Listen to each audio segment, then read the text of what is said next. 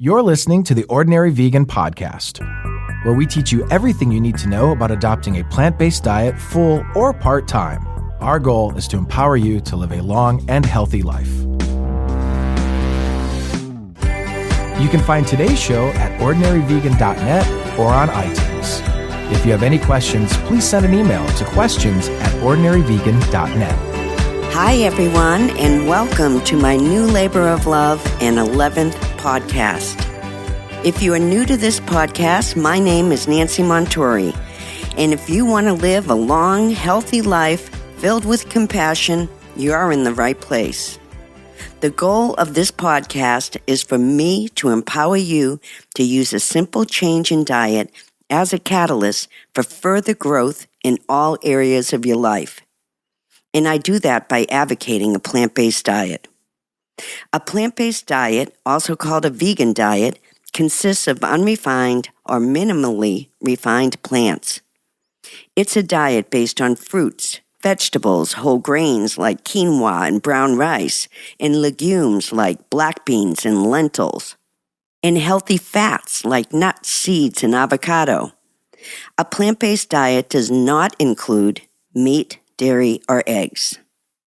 Some of you may be thinking, how can a plant-based diet be a catalyst for growth?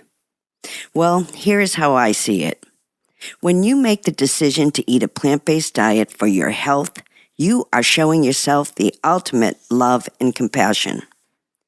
And when you show compassion for yourself, your compassion for others increases, and you begin to look at life differently. And that is our theme today. Compassion, one of the most beautiful words in the English language. And that leads me to today's guest. His name is Gene Baur. Gene Baur is an animal activist, author, and co-founder of Farm Sanctuary, which is a farm animal protection organization. If you've never been to a farm sanctuary, it is a place where animals who have been abused, neglected, or abandoned in commercial farming institutes can live out their lives in a peaceful environment. Gene Baur has been rescuing animals since 1986.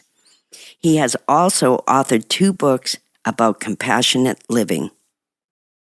What I love most about Gene Baur is that he pries your eyes open ever so gently to why we need to have a different relationship with animals. And he teaches you how to align your empathy with your food. And he does this without any judgment.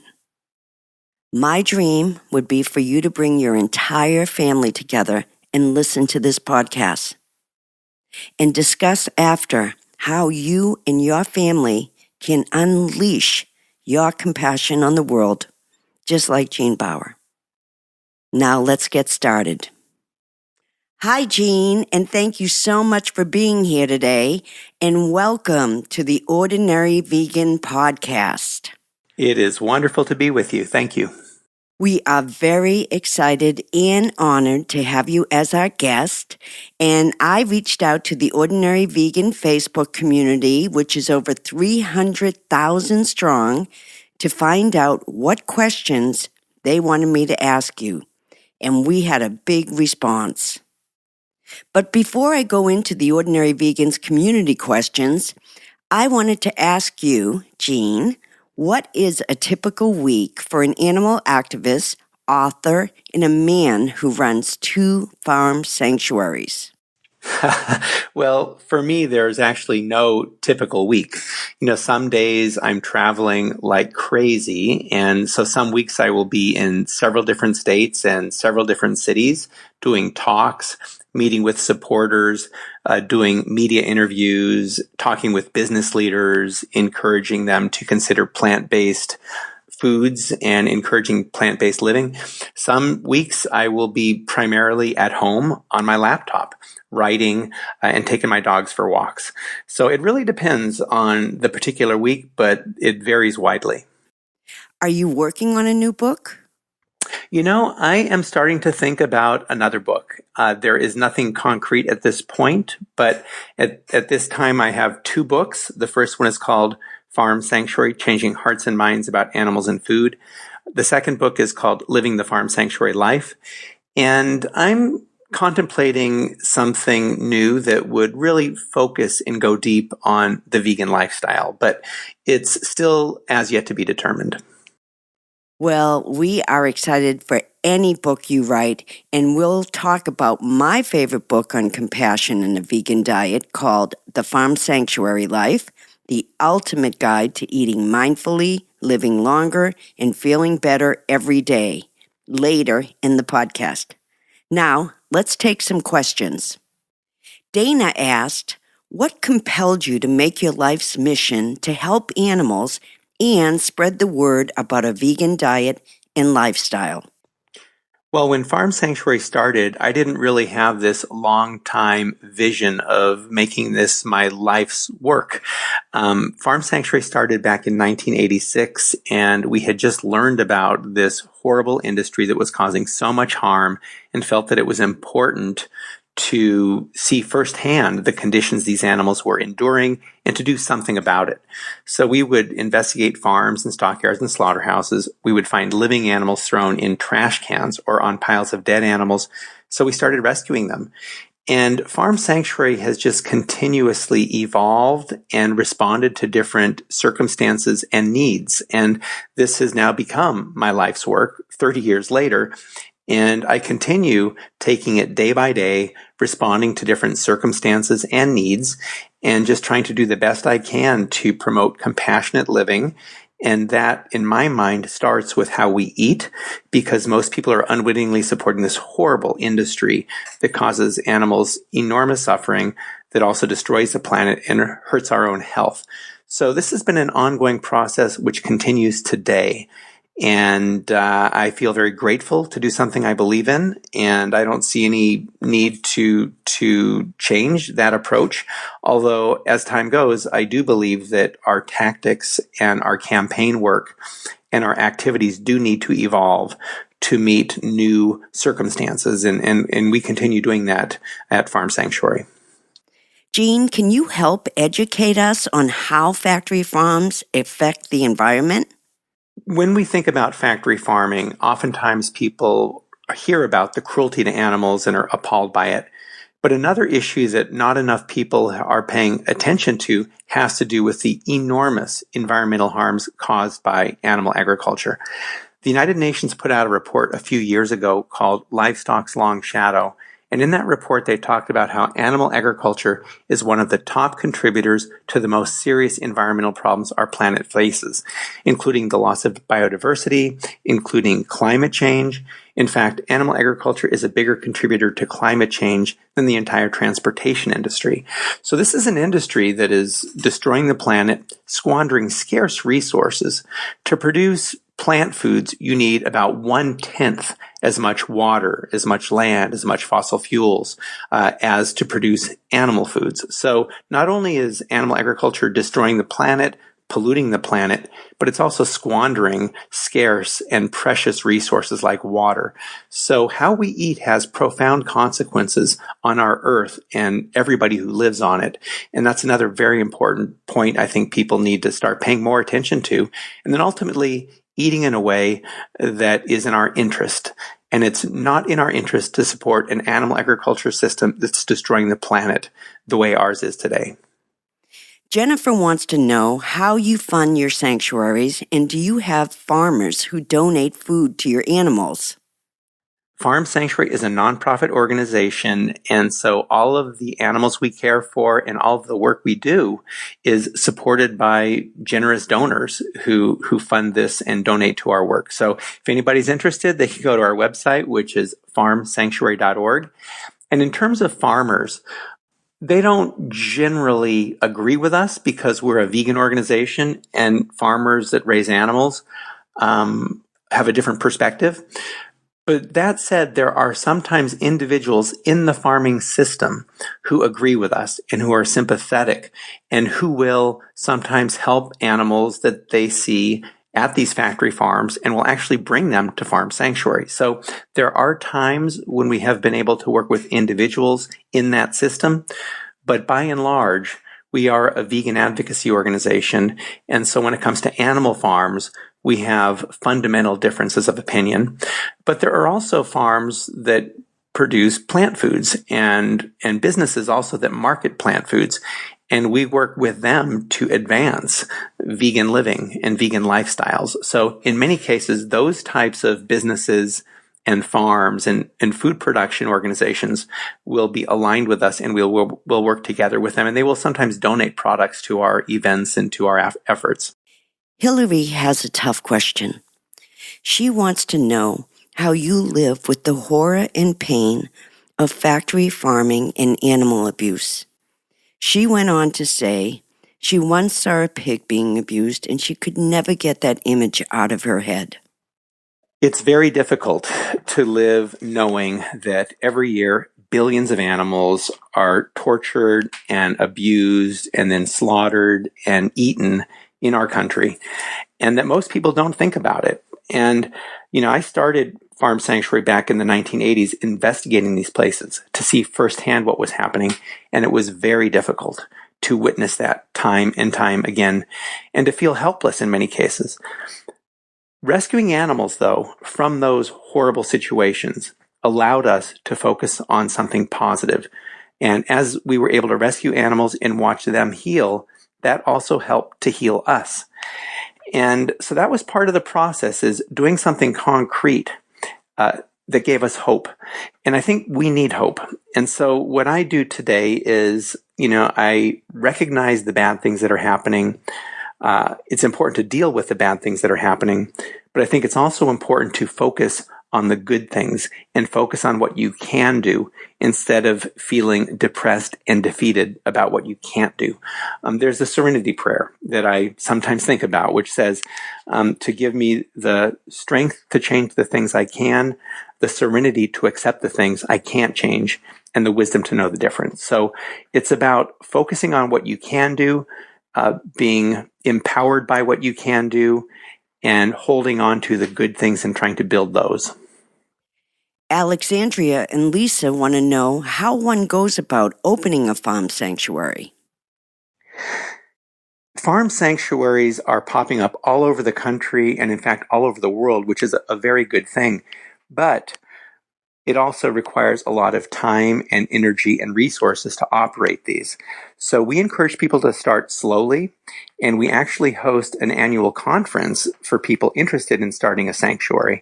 And you can learn more about that on the Farm Sanctuary website. Wow, I didn't know about that. That's great. Karen asked, what is your advice about making small but impactful changes at the local level with friends and coworkers? I think some of the most profound changes happen at the local level, where individuals reach out to their friends and coworkers and family members and model a more compassionate lifestyle. And this can be something as easy as bringing vegan food to work and sharing it, or taking people out to a vegan restaurant or to a restaurant and encouraging them to have vegan food. People are creatures of habit, and most of us grow up with the habit of eating animals. And I think that's a bad habit. It's unhealthy for us. It's bad for the animals. It's bad for the environment. I think most people would rather live in a way that was healthier, more compassionate, and better for the earth. So I think each person in their own community can play a role in helping those around them to live more mindfully and more compassionately by making plant-based foods accessible. And so to me, that's a big way that people can create significant changes in their own communities with people around them, and also by going to local restaurants and encouraging local restaurants to provide vegan food. That's great advice. Lori wants to know if there was one animal in particular who has touched your heart over any other animal and why. That is a tough question. Every animal, of course, is an individual. Every animal is special. For me, I think probably I would have to say Hilda was the one that had the greatest impact. She was the first animal rescued by Farm Sanctuary. She was literally dumped on a pile of dead animals behind a stockyard. And watching her recover helped us to recover, and also presented an example of what we could do to make a big difference. And many animals, in fact, thousands, have followed Hilda. Ryan wants to know how you make sure the feed you give to your animals is vegan. At Farm Sanctuary, we take care of cows and pigs and chickens and turkeys and sheep. And the good news is that those animals are primarily herbivorous. Pigs can eat a variety of different things, but cows graze and primarily eat grass. Same thing with sheep. Chickens eat grain. Pigs eat grain. So it's pretty easy for us to provide them with vegan food. Abby wants to know, how does it feel working with these animals daily, but then seeing people eat animals? At Farm Sanctuary, the animals are our friends, not our food, and we get to know them as individuals. And it is difficult to see people eating these individuals who we know. It's sort of like if you live with a dog and you go to a friend's house and they have the body of a dead dog in the middle of the table that is being consumed. Like for Thanksgiving, instead of it being a turkey, what if it was like a dog? Well, for us at Farm Sanctuary, we take care of these turkeys like people take care of their dogs. So it is difficult. And I guess the only thing I can say is you try not to focus on and fixate on the bad thing, because there are a lot of bad things in this world. And instead you try to focus on the good thing as much as possible. And just to be straightforward and honest as well. So if there is a time when you really are having an emotional difficulty with what you're seeing, being honest about it and trying to deal with it straightforward and say, look, it's really hard for me and to see this. And if that's the case, then maybe you don't go out to certain kinds of meals. And that can be really difficult. And that's one of the big challenges of being vegan, is that around us, people are engaged in this carnage. And we are immersed in it. So dealing with it can be tough. But for me, I've been doing this for a long time. And I try to focus on the good things. And when there are horrible things, I just try not to focus. Best Critter Sitters wants to know, how can we enlighten and convince more humans to choose compassion and respect for animals over their taste buds without getting angry? I think the best way for us to inspire others to change and to live more kindly is to be good examples. And I think a big part of that is to show how tasty and satisfying vegan food can be. Most of us are creatures of habit, and we do things just because we have the habit of doing it, not because we have really thought very much about it. And so I grew up eating meat because everybody around me was eating meat. I think most of us have had that experience. But if instead we can bring great vegan food and show people how tasty it is, I think many would prefer it, especially when they know that it doesn't cause harm to animals or themselves or the planet. So I think just being a good example and also making vegan food accessible and showing people how tasty and satisfying it can be. Linda wants your opinion on why some people have empathy for animals and others don't.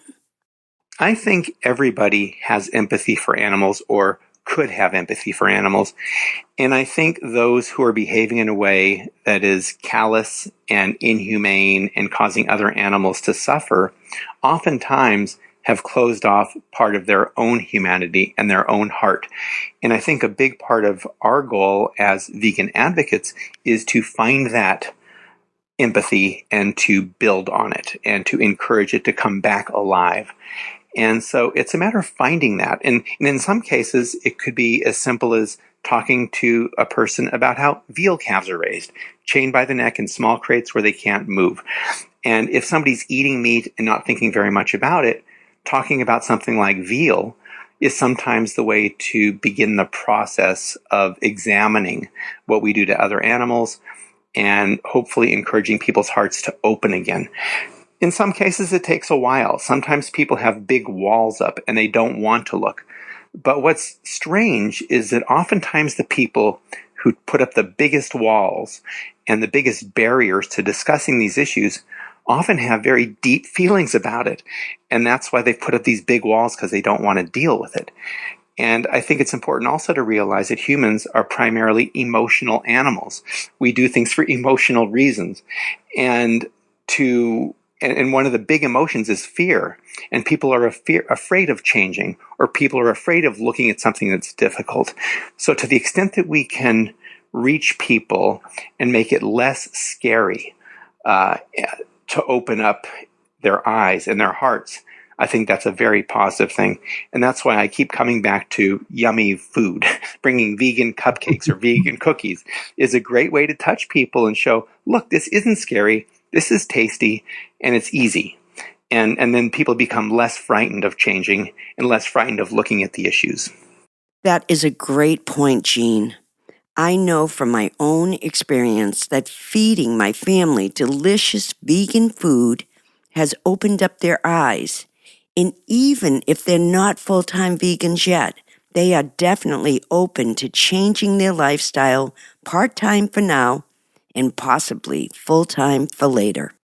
I think food is huge. Every day, all of us eat. And the way we eat has profound impacts. And by making a change there, we can make huge changes to the way other animals live and to life on this planet. I agree. Kate wants to know if you support people who wear fur or leather. I am not a proponent of wearing fur or leather. When the question is, do I support people who did wear fur or leather, I would frame it a little differently. And one of the phrases I like is to love the sinner and hate the sin. So I don't like that people are wearing fur and leather, and I would discourage them from wearing fur and leather, but I would support those people in any step they take away from supporting abusive industries like the fur and leather industry. So I would speak with them, I would engage them, and I would encourage them to look at what they're doing and ultimately to live in a way that is more compassionate. And I think most people would rather live in a compassionate way as opposed to a cruel way. So that's how I would approach it. I don't support wearing fur and leather, but I support people wherever they are and encourage them to take steps towards living more compassionately. Magda wants your opinion on how close we are to ending factory farming. I think that there is more awareness now than ever about factory farming, and we're starting to see a big move away from some of the worst confinement systems where animals are in cages, in crates where they can't turn around, they can't move, they can't stretch their limbs. And so we're making a lot of progress in that way. However, when we talk about factory farming, I think we need to discuss what exactly that means. Because as, for example, battery cages are starting to be phased out by the egg industry now. And battery cages are these small wire enclosures where egg-laying hens are kept, packed so tightly they can't even stretch their wings. They're constantly scraping against the bars of their cages. Their feathers wear off. And they live this way for about a year. So this is a horrible system. And the egg industry has been under a lot of pressure to change. And they are. And they're now going to a cage-free system where you have hens in these big warehouses where they are able to stretch their wings, but they're still very much overcrowded. So that is still, I would say, a factory farm. And even in organic production, you have animals that are in essentially factory farm conditions. So I think we've made a lot of headway, but the fundamental question is, what should our relationship with these other animals be? And as long as we still see them as commodities and edible products instead of as living, feeling creatures, we're going to have some form of factory farming. So I think it's going to be a long time, unfortunately, before we see a complete end to that type of exploitative relationship. But I would also say that in the meantime, there have been significant strides towards ending some of the worst cruelties in factory farming. Michelle has a 3-part question. When did you become vegan? Was it difficult at first? And do you ever slip up? I went vegan in 1985, and at that time, it was a lot harder than it is now. Back in 1985, for soy milk, I remember having to mix powder with water. And today, you can go into a mainstream grocery store and find all kinds of plant-based milks instead of cow's milk. There's almond milk and soy milk and coconut milk. So it's easier than ever. And do I ever slip up? No. I am committed to this lifestyle. I have seen what happens to animals in these systems, and I have no desire to consume animal products. Angela wants to know if you cook, and do you keep it simple, or do you have to spend a lot of time in the kitchen? I occasionally cook, and I generally keep it quite simple.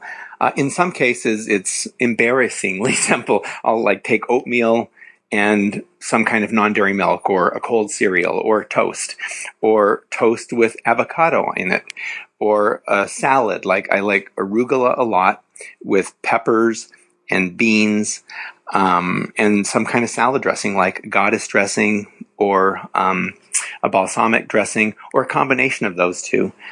I make a scrambled tofu dish, which is one of my more complex creations in the kitchen, and I actually have that recipe in the Living the Farm Sanctuary Life book, which includes 100 amazing vegan recipes, one from me, but many from others.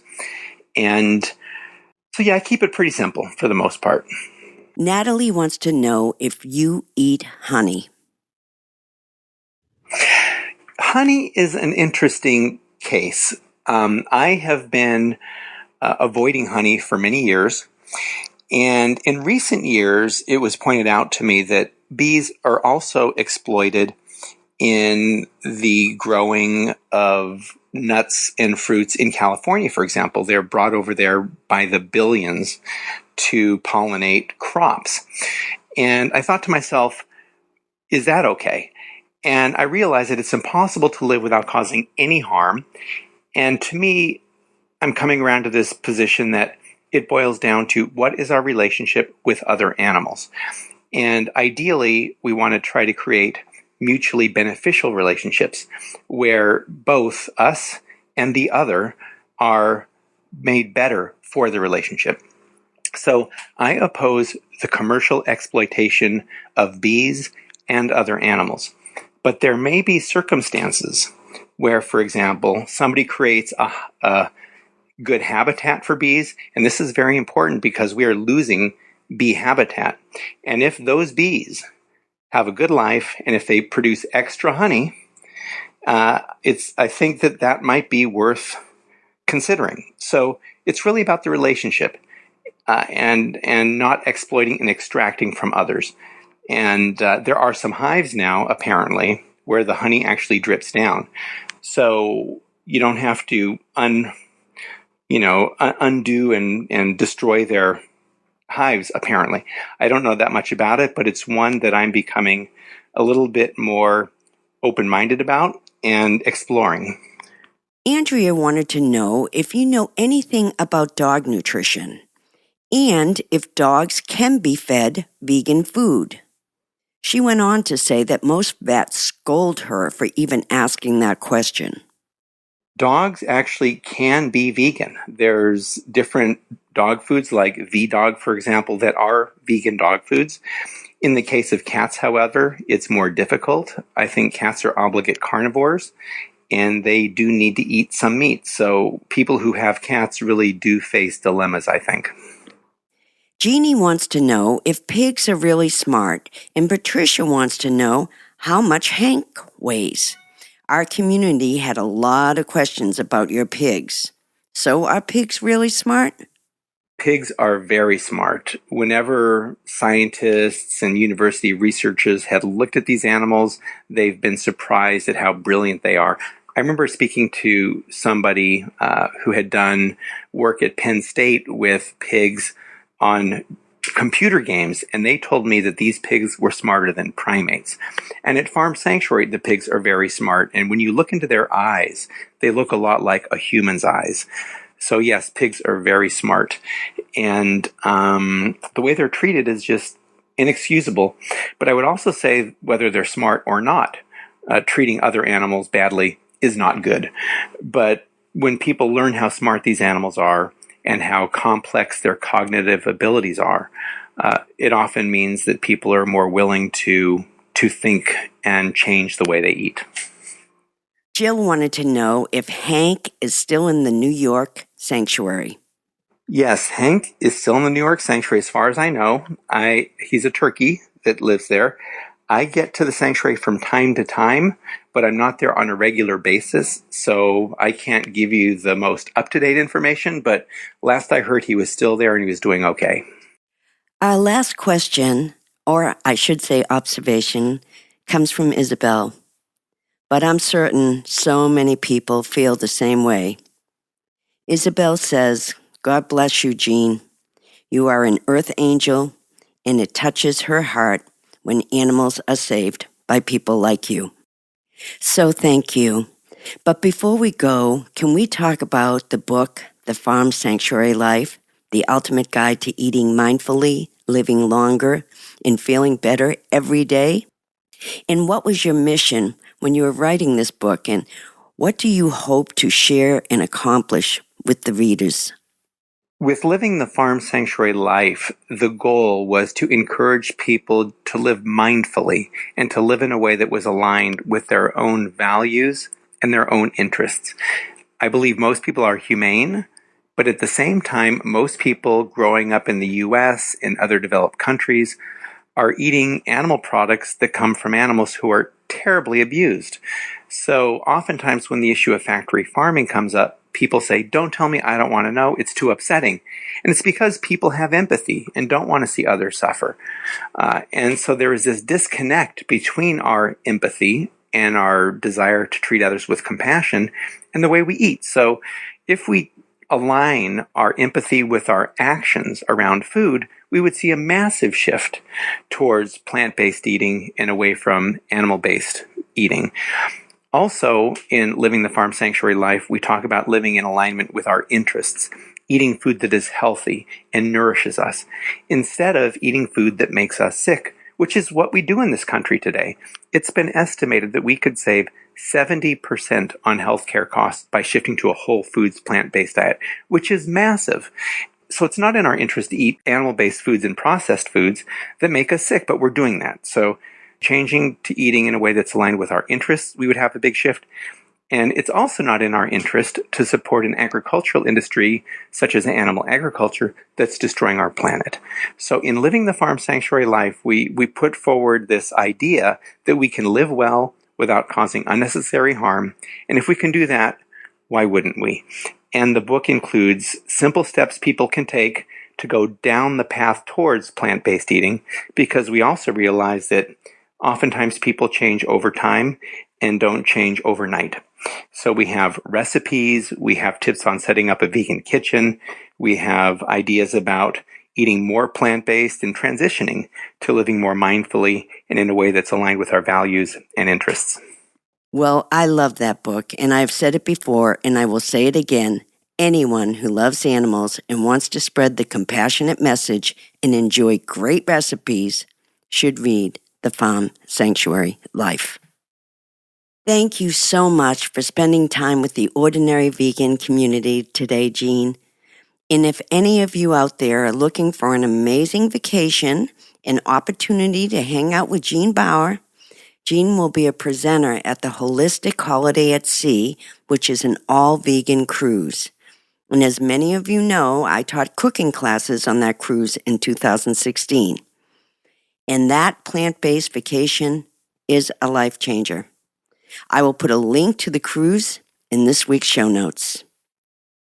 Gene, what should we expect from you on the 2017 Holistic Holiday at Sea? Well, I'll be speaking about the work Farm Sanctuary does and expanding on the work of Living the Farm Sanctuary Life book, talking about living mindfully, living compassionately, living healthfully, and in an ecologically sustainable way. I can't wait. Thanks again, Gene, for sharing your compassionate message today, and I hope you join us again real soon. Thank you so much, Nancy. I would be very happy to. I really enjoy it. Thanks. And thanks to all of you for joining us today. I've been getting a lot of love from you guys, and I want you to know how much I appreciate your kind words and your encouraging words. You have no idea how much it means to me. So keep those questions, thoughts, and feedback coming. You can send me an email at questions@ordinaryvegan.net, or I have this very cool recorder on my website, and you can record your question. All you have to do is hit the black record button and send me a voice message or a question or any feedback you have. You can find me and all my podcasts online at ordinaryvegan.net/playlist or on iTunes. Just search for Ordinary Vegan. You can find all my recipes on ordinaryvegan.net and resources for getting started on a vegan diet. By the way, if you're tuning in for the first time, I highly recommend listening to podcast number 1, Getting Started on a Plant-Based Diet. If you get a minute, please write a review on iTunes, because the more reviews the podcast gets, the more prominently it will be featured in iTunes, which means reaching more people with our plant-based message. I will post an iTunes link in this week's show notes, located at ordinaryvegan.net/compassion. We also have an amazing supportive health and wellness community on Facebook, and they would love to get to know you, so just go to facebook.com/ordinaryvegan and hit like. The last thing I would like to say is Father's Day is coming up. It's a great opportunity to give your dad, brother, or son a compassionate gift like Gene Baur's latest book, Living the Farm Sanctuary Life, or by making a donation in your loved one's name to Farm Sanctuary. I will put links in this week's show notes to both. They are working so hard for defenseless animals. That's it. Thanks for joining me on this adventure. Till next time. Thanks for joining our plant-based community today. Together, we can accomplish great things. Please subscribe so you don't miss any of Ordinary Vegan's recipes and plant-based tips. If you have any questions or feedback, email us at questions@ordinaryvegan.net. Until next time.